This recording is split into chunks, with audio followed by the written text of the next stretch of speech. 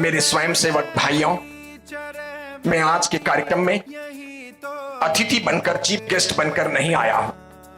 मैं स्वयंसेवक बनकर आया हूं। मैं जरूर जैन धर्म का आचार्य हूं, लेकिन मैं कोई धर्म की या राजनीति की बात करने यहां नहीं आया हूं।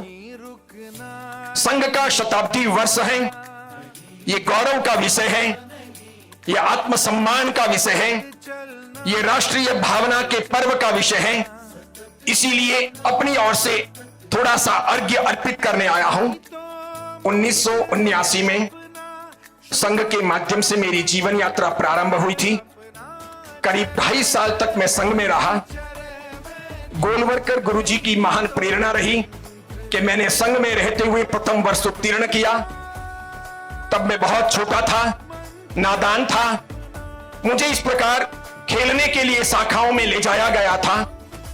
उसके बाद में वहीं से मेरे जीवन में ज्ञान आया, निष्ठा आई, समर्पण का भाव आया, अनुशासन आया, आत्मगौरव, राष्ट्र गौरव की अनुभूति आई और मैं उसी पथ पर चल पड़ा। मैं ये सोचता हूं कि संघ एक संस्था नहीं है, संघ एक विचारधारा है। संघ निष्ठा है, संघ आत्मगौरव है, संघ राष्ट्र गौरव है, संघ जीवन की सुरक्षा है, संघ बौद्धिक संपादन है, संघ में सब कुछ है। और 100 साल की सुदीर्घ यात्रा इस दुनिया के इतिहास में किसी संस्था ने निर्विघ्न तरीके से संपन्न की हो और इतना सुंदर आत्मगौरव जिसने प्राप्त किया हो, मानवता की, राष्ट्र की जिसने बेहतरीन सेवा की हो, संस्कृति और संस्कारों को जिलाने के लिए जिसने काम किया हो, ऐसे दुनिया में अंगुली पर गिन सके ऐसा कोई संगठन दिखाई नहीं देता।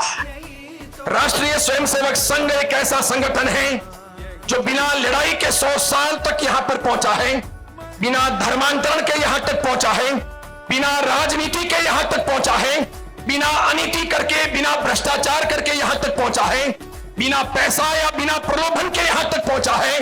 कोई संस्था इन चीजों को साथ में लिए बिना 100 साल की यात्रा पूरी नहीं करती। लेकिन यह बहुत बड़ी बलिदानी शक्ति है कि यह समर्पण की भूमिका पर तैयार हुआ और इस प्रकार यहां तक पहुंचा है।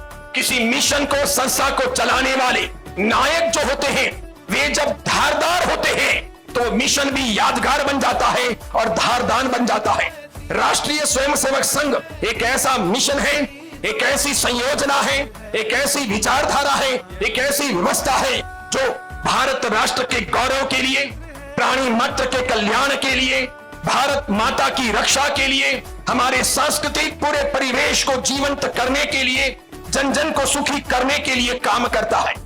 मैं पहले भी कह चुका हूं, मैं कोई धर्म की, संप्रदाय की या फिर कोई राजनीति की बातें करने नहीं आया हूं। लेकिन जिस राष्ट्र में जीता हूं, जहां का पानी पीता हूं, जहां का भोजन करता हूं, अन्न खाता हूं, उस राष्ट्र की रक्षा, उस राष्ट्र के गौरव, उस राष्ट्र की अस्मिता के लिए काम करना या बोलना, ये हमारी नैतिकता होनी चाहिए। इसके लिए सबके मन में आत्मगौरव होना चाहिए। बंधुओं, बुज़दिल बनकर, कमजोर बनकर जीने से कुछ नहीं होता। अगर हम अदृश्य को देखने की शक्ति प्राप्त कर लें, जो चीजें दिखाई नहीं दे रही, जो हमारे सामने नहीं है, लेकिन ऐसा हो सकता है, उन अदृश्यों को देखने की शक्ति अगर हम प्राप्त कर लें तो हम असंभव को संभव बना सकते हैं, इम्पॉसिबल को पॉसिबल कर सकते हैं।